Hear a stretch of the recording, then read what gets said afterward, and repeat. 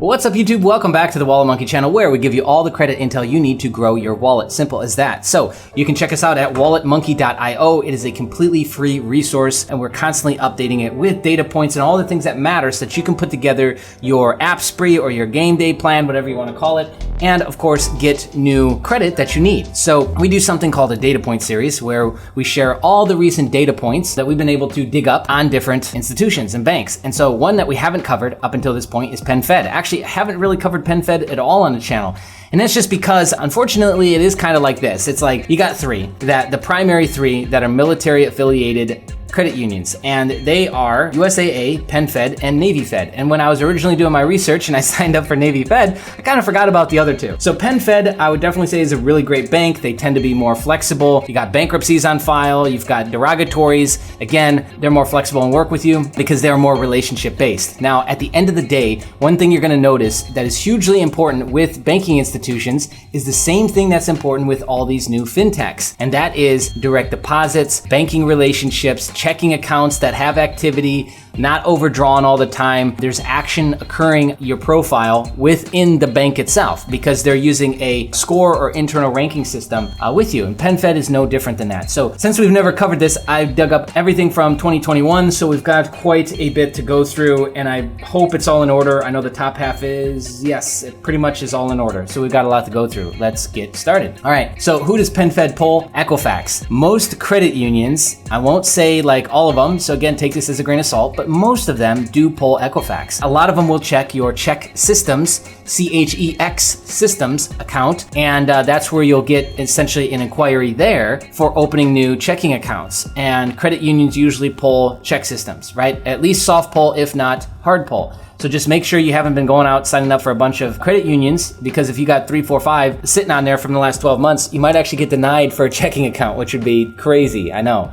So anyways, PenFed, all these data points are also added on the website, the master lender list, with their respected names if they've been given for which card. So we got the Power Cash Rewards, app out of Michigan. They were approved with a $654 for a $2,500 limit. Look at this, BK 2017. Highest limit prior was $3,400. Oh, there we go. This is the same data point that we've seen in the past. I think this was a no on a Citibank card, actually. So same person. So they obviously did go on an app spree, which again, you know, when you're in your 650s, 670s, you tend to do these things, and they're not always the best ideas, okay? We got a 729 approved for $12,500. First PenFed card, pre-approved. They pulled EQ9, so FICO 9, hard pull. Next up here, out of Michigan, yes, 826 for a $10,000 limit. That is epic. A 712 for $31,000, that was an auto loan. And I believe this person also had a second one, didn't they? Yeah, so they got an auto loan, and then they got also $5,000 travel rewards with a 712. So it gives you an idea of what you can kind of get away with. Within, again, I'm saying this in general,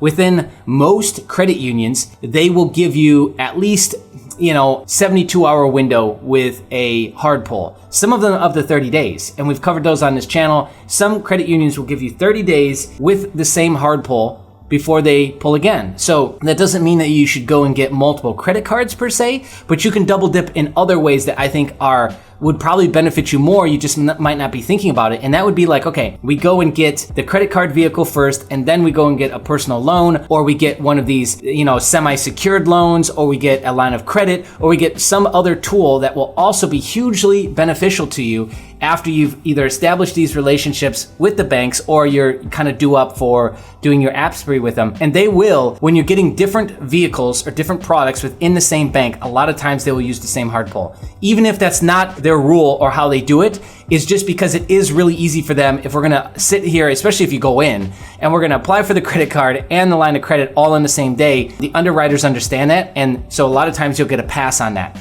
Or within a couple day range, I would say, right? And this is exactly what it looks like they did. On the same day, they said, look, I'm gonna get the auto loan, bang.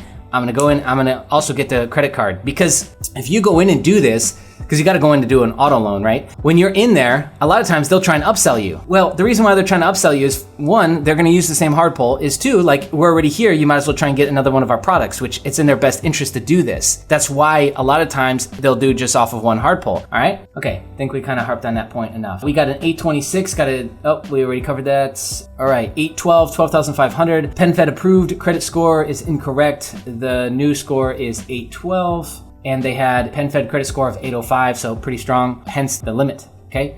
All right, we got Power Cash Rewards, 700 score, $10,000 limit, pretty strong. 696, the Platinum Rewards. We got a 696, got a $6,000 limit, congratulations. 2 5-year-old delinquencies still on credit report. So again, pretty flexible. We're seeing bankruptcies, we've seen delinquencies now. You know, that's typical of all your big guys, your USAA, your PenFed, your Navy Fed. They kind of look at these things as a grain of salt. DTI tends to matter more, especially with Navy Fed. It's like the absolute thing that they're looking at. Okay, so there you have it. Some of the accounts they're going to pull, on most of the accounts they're going to pull Equifax. On some of it they'll pull Experian, and it also depends on what you've got locked. If you've got like Experian locked, they'll just pull Equifax, or vice versa. They would do the same thing. I don't think you can play it pretty safe with locking down your TransUnion with PenFed, because it looks like just Equifax and Experian that they're going to pull. So anyways, I hope this helps you make your decision. Is PenFed my best option? Again, you're going to need military affiliation. I expect detailed definitive guide coming up on PenFed here soon on the website. If you've got fresh data points you'd like to share with PenFed, then just comment below. If you want to just help us with the algorithms, just comment, click the like button. And if you're brand new here and you like this sort of thing, well, then click the subscribe button, hit the bell notification, be on the lookout, more videos coming soon. Thank you.